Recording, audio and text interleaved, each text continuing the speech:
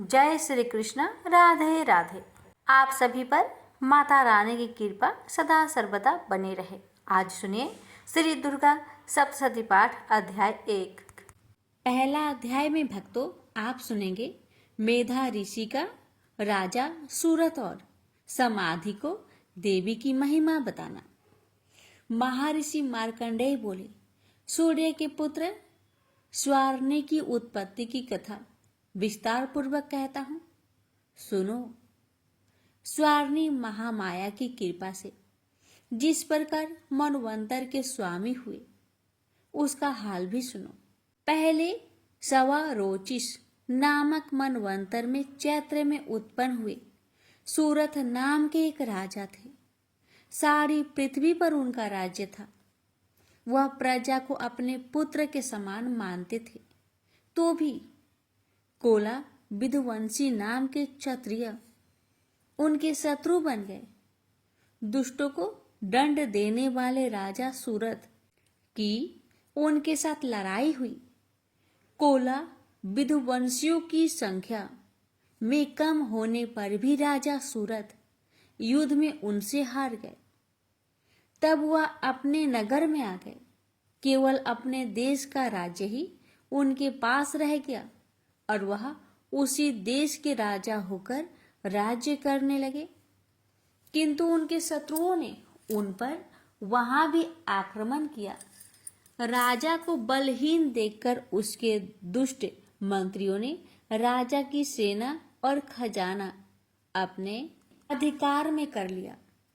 राजा सूरत अपने राज्याधिकार को हार कर शिकार खेलने के बहाने घोड़े पर सवार होकर वहां से एक भयंकर वन की ओर चले गए।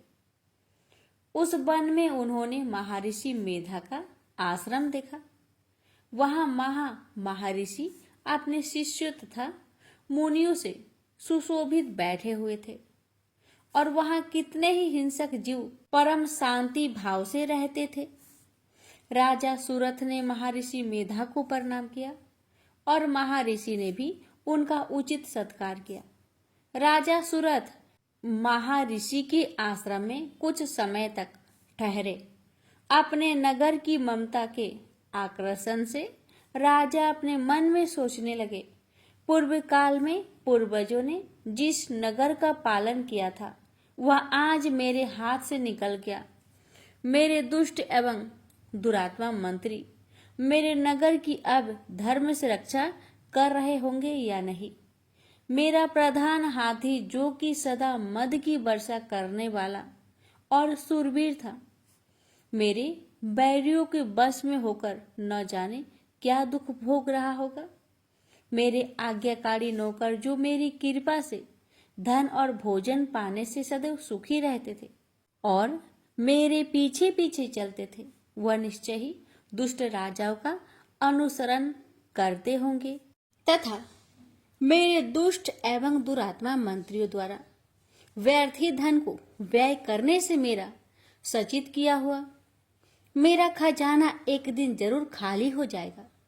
इस प्रकार की बहुत सी बातें सोचता हुआ राजा निरंतर दुखी रहने लगा। एक दिन राजा सूरत ने महर्षि मेधा के आश्रम के निकट एक वेश्या को देखा। राजा ने उनसे पूछा, भाई तुम कौन हो? यहाँ तुम्हारे आने का क्या कारण है और तुम मुझे शोकग्रस्त अनमने से दिखाई देते हो, इसका क्या कारण है? राजा ने यह नम्र वचन सुन वेश्या ने महाराज सूरत को प्रणाम करके कहा, हे राजन, मेरा नाम समाधि है। मैं धनियों के कुल में उत्पन्न एक वेश्या हूँ। मेरे दुष्ट स्त्री पुत्र आदि ने लोभ से मेरा सब धन छीन लिया है और मुझे घर से निकाल दिया है। मैं इस तरह से दुखी होकर इस वन में चला आया हूँ और यहाँ रहता हुआ मैं इस बात को भी नहीं जानता कि अब घर में इस समय कुशल है या नहीं। यहाँ मैं अपने परिवार का आचरण संबंधी कोई समाचार भी नहीं पा सकता कि वह घर में इस समय कुशल पूर्वक है या नहीं। मैं अपने पुत्र के संबंध में ये भी नहीं जानता कि वह सदाचारी है या दुराचार में फंसे हुए है। राजा बोले, जिस धन के लोभी स्त्री पुत्र ने तुम्हें घर से निकाल दिया है, फिर भी तुम्हारा चित्त उनसे क्यों प्रेम करता है? वैश्या ने कहा, मेरे विषय में आपका ऐसा कहना ठीक है, किंतु मेरा चित्त इतना कठोर नहीं है। यद्यपि उन्होंने धन के लोभ में पकड़कर पितृ स्नेह को त्याग कर मुझे घर से निकाल दिया है, तो भी मेरे मन में उनके लिए कठोरता नहीं आती। महामते, मेरा मन फिर भी उनमें फंसा रहा है। इस बात को जानता हुआ भी मैं नहीं जान रहा, मेरा चित्त उनके लिए दुखी है। मैं उनके लिए लंबी लंबी सांसें ले रहा हूँ। उन लोगों में प्रेम नाम मात्र का भी नहीं है। फिर भी ऐसे निस्नेहियों के लिए मेरा हृदय कठोर नहीं होता। महर्षि मार्कंडेय ने कहा। ब्राह्मण, इसके पश्चात महाराज सुरथ और वह वैश्य दोनों महर्षि मेधा के समीप गए और उनके साथ यथा योग न्याय सभाषण करके दोनों ने वार्ता आरंभ की। राजा बोले, भगवान, मैं आपसे एक बात पूछना चाहता हूँ, सो आप कृपा करके मुझे बताइए। मेरा मन मेरे अधीन नहीं है, इससे मैं बहुत दुखी हूँ। राज्य धन आदि की चिंता अभी तक मुझे बनी हुई है और मेरी यह ममता अज्ञानियों की तरह बढ़ती ही जा रही है। और यह समाधि नामक वैश्य भी अपने घर से अपमानित होकर आया है। इसके स्वजनों ने भी इसे त्याग दिया है। सज्जनों से त्याग हुआ भी यह उनसे हर्षित प्रेम रखता है। इस तरह हम दोनों ही दुखी हैं। हे महाभाग, उन लोगों के अवगुणों को देखकर भी हम दोनों के मन में उनके लिए ममता जनित आकर्षण उत्पन्न हो रहा है। हमारे ज्ञान रहते हुए भी ऐसा क्यों है? अज्ञानी मनुष्यों की तरह हम दोनों में यह मूर्खता क्यों है? महर्षि मेधा ने कहा, विषय मार्ग का ज्ञान सब जंतुओं को है।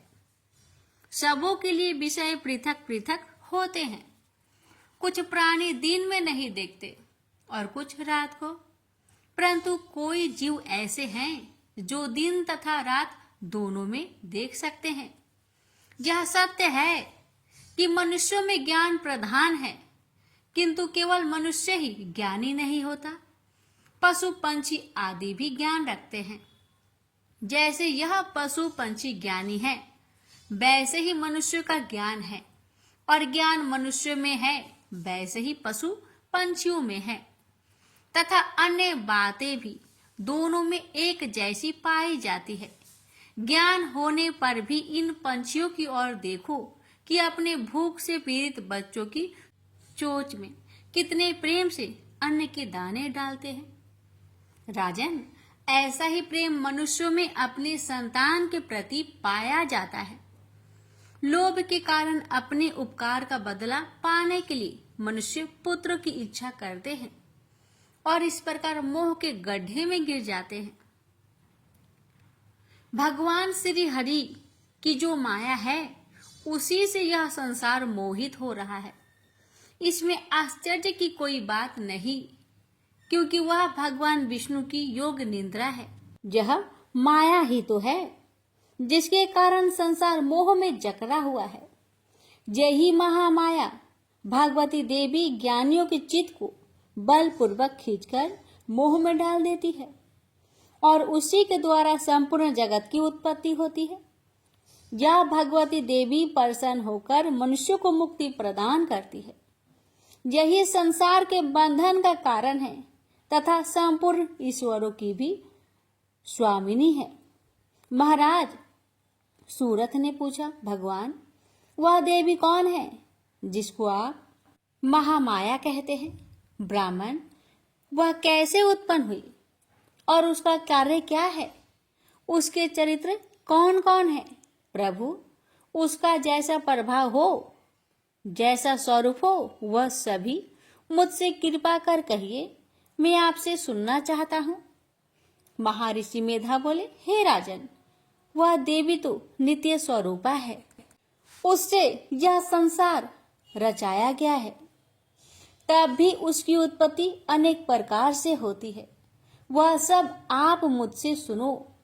वह देवताओं का कार्य सिद्ध करने के लिए प्रकट होती है। उस समय वह उत्पन्न हुई कहलाती है।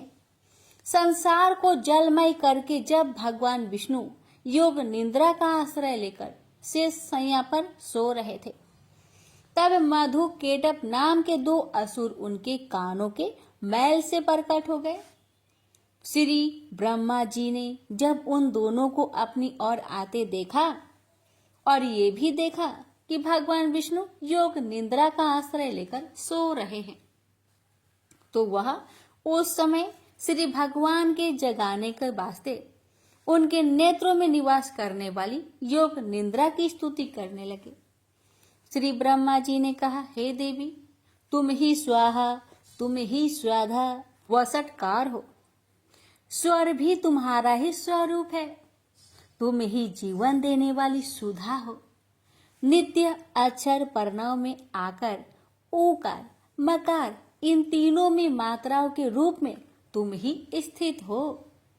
इनके अतिरिक्त जो बिंदु रूपा अर्ध मात्रा है, जिसका कि विशेष रूप से उच्चारण नहीं किया जाता है, हे देवी, वो भी तुम ही हो। हे देवी, संध्या, सावित्री तथा परम जननी तुम ही हो। तुम इस विश्व को धारण करने वाली हो।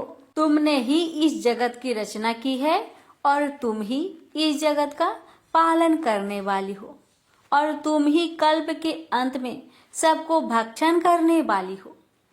हे देवी, जगत की उत्पत्ति के समय तुम सृष्टि रूपा होती है, पालन काल में स्थित रूपा हो और कल्प के अंत में संहार रूप धारण कर लेती हो। तुम ही महाविद्या, महामाया, महामेधा, महारात्रि और मोहरात्रि हो। श्रीश्वरी और बोध स्वरूपा बुद्धि भी तुम ही हो। लज्जा, पुष्टि, तुष्टि, शांति और क्षमा भी तुम ही हो। तुम खड्ग धारिणी, शूल धारिणी, घोर रूपा तथा गदा, चक्र, शंख और धनुष को धारण करने वाली हो।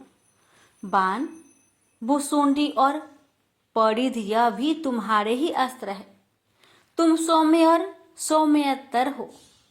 यही नहीं बल्कि जितनी भी सौम्य तथा सुंदर वस्तुएं इस संसार में है, उनसे सबसे बढ़कर सुंदर तुम हो। पर और अपर सबसे परे रहने वाली सुंदर तुम ही हो। हे सर्व स्वरूपे देवी, जो भी सत असत पदार्थ है और उनमें जो शक्ति है वह तुम ही हो। ऐसी अवस्था में भला तुम्हारी स्तुति कौन कर सकता है। इस संसार की सृष्टि, पालन और संहार करने वाले जो भगवान हैं, उनको भी जब तुमने निद्रा के वशीभूत कर दिया है, तो फिर तुम्हारी स्तुति कौन कर सकता है। मुझे भगवान विष्णु तथा भगवान शंकर को शरीर धारण कराने वाली तुम ही हो। तुम्हारी स्तुति करने की शक्ति किस में है। हे देवी, तुम तो अपने इन उदार प्रभाव के कारण ही प्रशंसनीय हो। मधु और केटव जो भयंकर असुर हैं, इन्हें तो मोह में डाल दो और श्री हरि भगवान विष्णु को भी जल्दी जगा दो और उनमें इनकी मार डालने की बुद्धि भी उत्पन्न कर दो। महर्षि मेधा बोले, हे राजन, जब श्री ब्रह्मा जी ने देवी से इस प्रकार स्तुति करके भगवान को जगाने तथा मधु और केटव को मारने के लिए कहा, तो वह भगवान श्री विष्णु जी के सामने खड़ी हो गई। उनके ऐसा करते ही भगवान श्री हरि तुरंत जाग उठे और दोनों असुरों को देखा, जो कि अत्यंत बलवान तथा पराक्रमी थे और मारे क्रोध के जिनके नेत्र लाल हो रहे थे और जो श्री ब्रह्मा जी का वध करने के लिए तैयार थे। इस पर उन दोनों दुरात्मा असुरों के साथ भगवान श्री हरि पूरे 5000 वर्ष तक लड़ते रहे। एक तो वह अत्यंत बलवान तथा पराक्रमी थे, दूसरे महामाया ने भी उन्हें मोह में डाल रखा था। अतः वह श्री भगवान से कहने लगे, हम दोनों तुम्हारी वीरता से अत्यंत प्रसन्न हैं, अतः तुम हमसे कोई वर मांगो।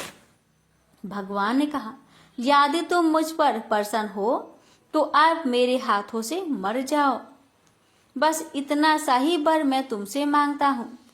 यहाँ दूसरा वर से क्या प्रयोजन।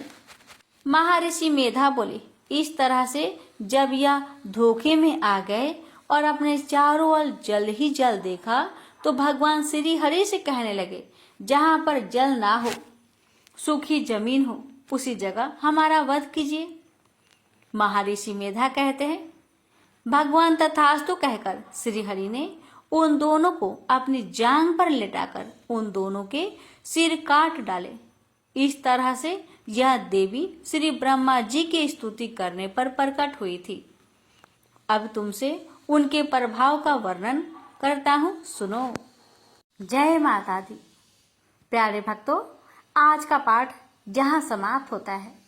हम अगले दिन यानी कल के वीडियो में इस कथा के दूसरे अध्याय की शुरुआत करेंगे। आप सभी भक्तों पर माता रानी की कृपा सदा सर्वदा बनी रहे। इसकी आगे की कथा कल के वीडियो में अवश्य सुनिएगा।